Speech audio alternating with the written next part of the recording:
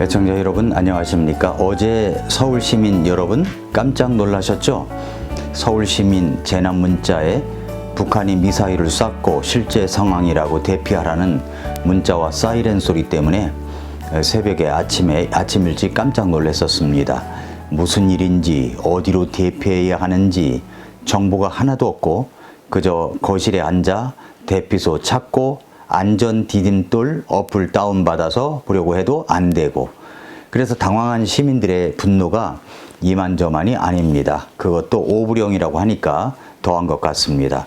화도 날 만한 일이라고 생각됩니다만, 이것을 보고 엊그저께 신문에 어느 지방에서 출생신고를 할 줄 모르는 공무원이 있다고 하는 황당한 뉴스가 생각났습니다. 애를 안 낳으니까 출생신고하는 사람이 없고, 그러니까 그런 업무를 안 하다 보니까 나중에 하려고 하니까 어떻게 하는지도 모르고 그랬다는 거죠. 이번 일도 똑같습니다. 우리가 까먹은 것이 있습니다. 우리나라는 현재 전쟁 중인 나라입니다. 지금은 휴전 상태입니다. 그래서 휴전선이 있죠. 그래서 우리나라는 언제부터 없어졌는지 모르겠지만 매달 한두 번은 민방위 훈련을 해야 한다고 생각합니다.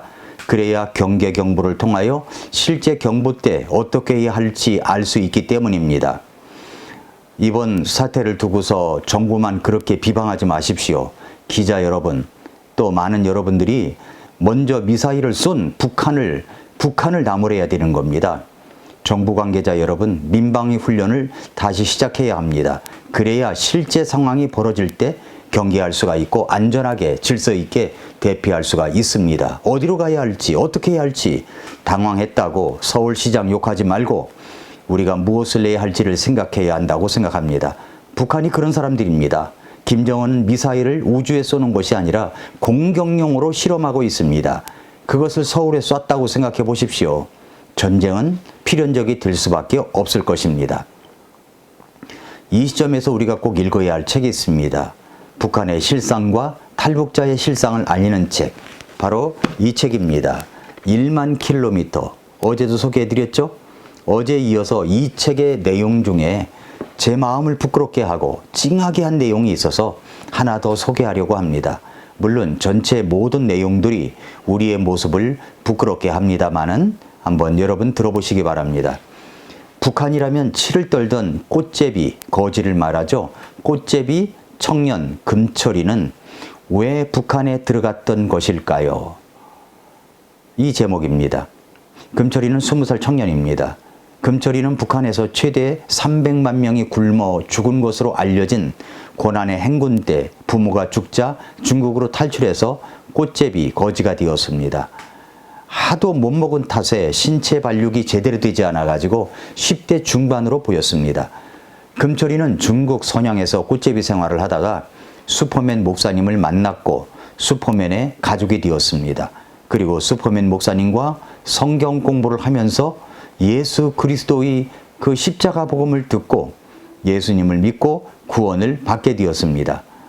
그런데 놀라운 것은 이 금철이의 특별한 삶이 이때부터 시작되었다는 겁니다. 그때 당시 슈퍼맨 목사님은 꽃제비 100여 명을 가족으로 받아들여서 함께 살고 있었습니다. 그런데 모두 북한이라고 하면 치를 떨었습니다. 다들 고난의 행군 때 부모가 굶어 죽었고 일가 친척도 대부분 굶어 죽었기 때문입니다. 물론 자신들도 굶어 죽을 뻔했습니다. 금철이의 북한에서의 기억은 자신과 주변 사람들은 모두 평민 계급이었기에 평양에 기반을 둔 귀족 계급인 주선노동당원들에게 짐승처럼 유린당하고 수탈당한 것 말고는 다른 기억이 없다는 것입니다. 그래서 이 꽃제비들은 북한이라는 말만 나와도 얼굴이 백지장처럼 하얘지면서 몸을 떤다는 겁니다. 그리고 하루라도 더 빨리 한국에 가고 싶은 열망이 있었습니다. 자유와 인권이 보장되고 부가 넘쳐흐르는 한국에 간다는 것은 북한이라는 지옥에서 영원히 벗어날 수 있는, 해방되는 것을 말하기 때문입니다. 그런데 금철이가 예수님을 믿고 달랐습니다. 금철이가 예수 그리스도의 십자가의 복음을 받아들인 이후에 완전히 다른 사람이 되었습니다. 그리고 금철이는 예수님의 십자가의 복음을 전혀 모르고 있는 북한 사람들을 생각하면서 참 많이 울었다고 합니다. 그리고 틈날 때마다 이렇게 말했다고 합니다. 북한 사람들에게 김일성이 영생불멸하는 신이 아니라는 사실을 알려야 합니다. 지금처럼 김일성을 우상숭배하면 모두 지옥에 간다는 사실을 알려야 합니다. 북한에 참 하나님 예수 그리스도 십자가 복음을 전해야 합니다. 그러던 어느 날 금철이는 슈퍼맨 목사님이 그렇게 반대하는데도 불구하고 북한으로 들어갔습니다. 금철이가 그렇게 북한에 들어가고 싶었던 이유는 북한에 아직 복음을 모르고 구원받지 못한 그들에게 복음을 전하기 위해서이고 김일성 우상숭배는 잘못된 것이라는 것을 알리기 위해서였습니다. 마치 사도 바울이 사도행전에서 로마도 보아야 하리라고 했던 소망이 죄수의 몸으로 로마로 가서 복음을 전했던 것처럼 금철이는 자유도 없고 먹을 것도 풍부하지 못해서 굶어 죽거나 또 북한을 탈출하고 싶은 사람이 가득한 그 북한으로 다시 들어갔던 것입니다. 슈퍼맨 목사님은 오랫동안 이 금철이의 소식을 듣지 못했다고 합니다.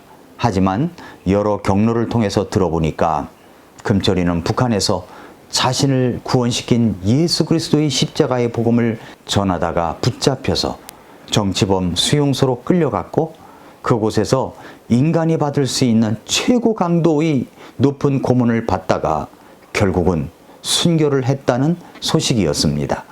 이 책을 쓴 작가는 이런 이야기를 합니다. 금철이의 환한 미소와 한국에서 북한의 김일성 우상 숭배에 대해서는 단 한마디 말도 못하고 있는 어떤 목사들의 얼굴이 겹쳐 보인다고요. 그렇습니다. 코로나19 때도 정부의 잘못된 발표들, 코로나가 마치 교회에서 파급된 것이냐 교회발 하는 그런 것에 대해서 한 번만이라도 공적으로 이야기했으면 좋겠건만 그렇게 이야기하는 대형교회 목사님이 거의 없었던 것 같습니다. 한 번도 공적으로 지지하지 않고 그저 따라하기만 급급했던 대형교회 목사님들, 이제 좀 정신을 차렸으면 좋겠습니다.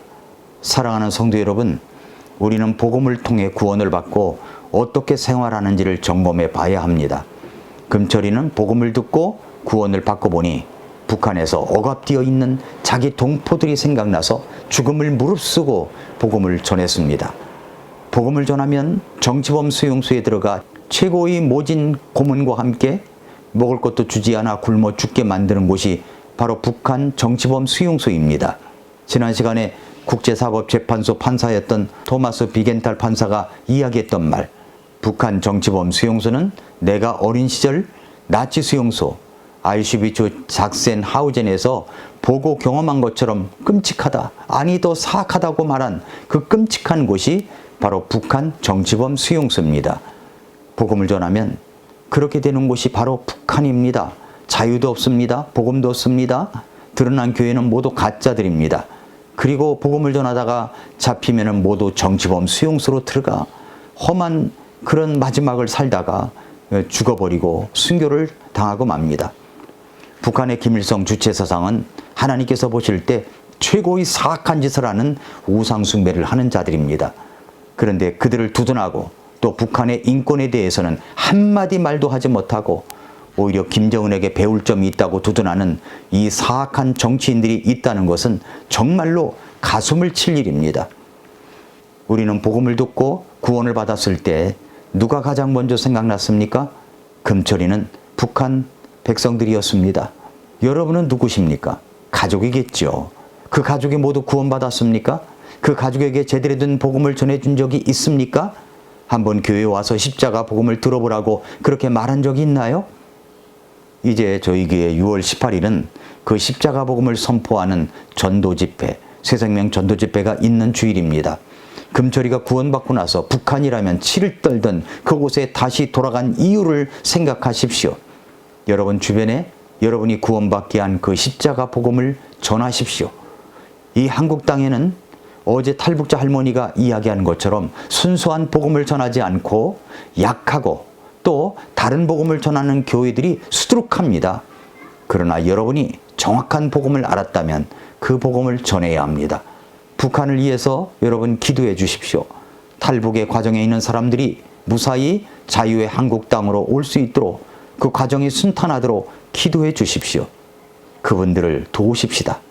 그 탈북의 과정을 담은 이 책 1만 킬로미터 이 책을 꼭 구입을 해서 보시기 바랍니다. 하나님께서 주시는 음성을 들을 수 있을 것입니다. 이 말씀을 꼭 기억하십시오. 잠언 24장 11절 12절에 네가 만일 죽음으로 끌려가는 자들과 죽임 당할 자들을 구출하려 하지 아니하고 말하기를 보라 우리는 그것을 알지 못하였노라 할지라도 마음을 살피시는 분께서 그것을 깊이 생각하지 아니하시느냐? 또 네 혼을 지키시는 분께서 그것을 알지 아니하시느냐? 그분께서 각 사람의 행위대로 각 사람에게 보답하지 아니하시겠느냐 말씀하셨습니다. 오늘도 미라클 모닝입니다.